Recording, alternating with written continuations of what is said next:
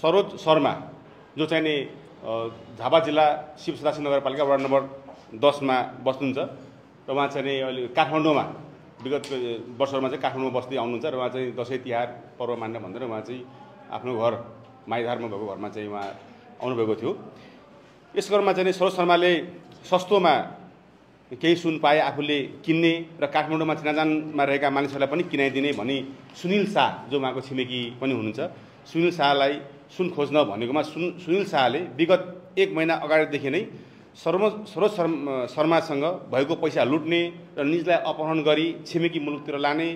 र घरमा आफन्तहरूसँग बार्गेनिङ गरी करोडौं रुपैयाँ असुल्ने योजना बनाई 2082 साल कार्तिक 9 गते अन्दाजी 17:30 बजेको समयमा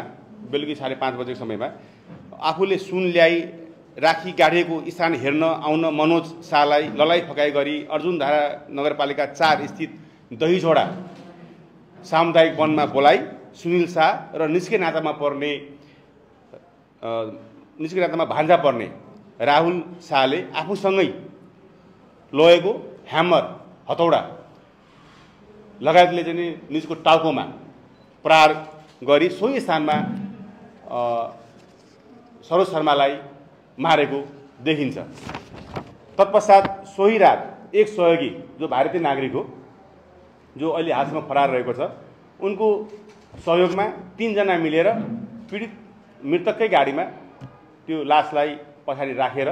सोही जंगलमा पछाडि राखेर त्यहाँबाट लासलाई चाहिँ झापा जिल्लाको झापा गाउँपालिका वडा नम्बर 5 मा रहेको हुलाकी मार्गमा बिरिङ खोलाको पुल त्यहाँ पुल छ त्यो पुल मुनि ती लासलाई गाडेर फेरि उनीहरू फर्किन्छन्। मिति 2082 साल 13 गते मृतक सरोज शर्मा चढ्ने गाडी निचा झोडा जंगल जुन चाहिँ मेची नगरपालिका वडा नम्बर 13 मा पर्दछ निचा झोडा सिमसार क्षेत्र हो त्यहाँ चाहिँ जलिरहेको अवस्थामा मृतक सरोज शर्मा चढ्ने गाडी किया सेल्टस गाडी जलिरहेको अवस्थामा फेला पर्छ र त्यो जलिरहेको गाडी भन्दा केही पर एउटा चप्पल फेला पर्छ जुन चाहिँ सुनिल शाहको हो भन्ने कुरा पुष्टि हुन्छ र त्यसको शनाखत पनि हुन्छ। यसै क्रममा कोशी प्रदेश प्रहरी प्रमुख प्रहरी नायब महानिरीक्षक ईश्वर कार्कीज्यूको निर्देशनमा प्रदेश प्रहरी कार्यालयबाट र जिल्ला प्रहरी कार्यालयबाट र इलाका प्रहरी कार्यालय झिलझिलेबाट टोली परिचालन हुन्छ र प्रदेश प्रहरी कार्यालयबाट विशेष टोली परिचालन हुन्छ। यसै सन्दर्भमा खोजतलासको क्रममा उनीहरूको मोबाइलको विश्लेषण गरी लोकेसनहरूको ट्र्याक गर्दा यो सुनिल शाह भन्ने व्यक्ति जुन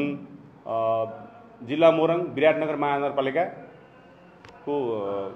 सीमावर्ती क्षेत्रमा चाहिँ रानी भन्ने स्थानमा प्रहरीले पक्राउ गर्न सफल हुन्छ। सोही दिन निस्का भान्जा राहुल शाहलाई शिवशासित नगरपालिका वडा नम्बर 10 निस्के घरबाटै प्रहरीले पक्राउ गर्न सफल हुन्छ र सोधपुछको क्रममा निजहरूले बताएअनुसार 2082 साल 7-15 गते जिल्ला झापा गाउँपालिका वडा नम्बर 5 स्थित बिरिङ खोलामा रहेको पुल मुनि जमिन मुनि गाडेको अवस्थामा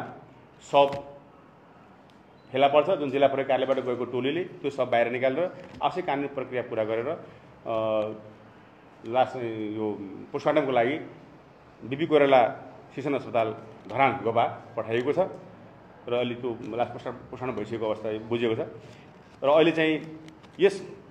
कार्यमा संलग्न अभियुक्तहरूलाई पीडितको दायरी अनुसार अपहरण शरीरबन्धक कर्तव्यज्ञान कसुरमा पीडित दायरी अनुसार निजहरूलाई अपहरण शरीरबन्धक आपराधिक प्रवेश तथा आपराधिक उपद्रव तथा ज्यान सम्बन्धी कसुरमा अनुसन्धान भएको छ जसको लागि चाहिँ सम्मानित जिल्ला अदालतबाट दिन 7 म्याद हामीलाई प्राप्त भएको छ र यो अनुसन्धान जारी छ र फरार व्यक्तिको पनि खोज तलास जारी रहेको म यहाँ जानकारी गराउन चाहन्छु।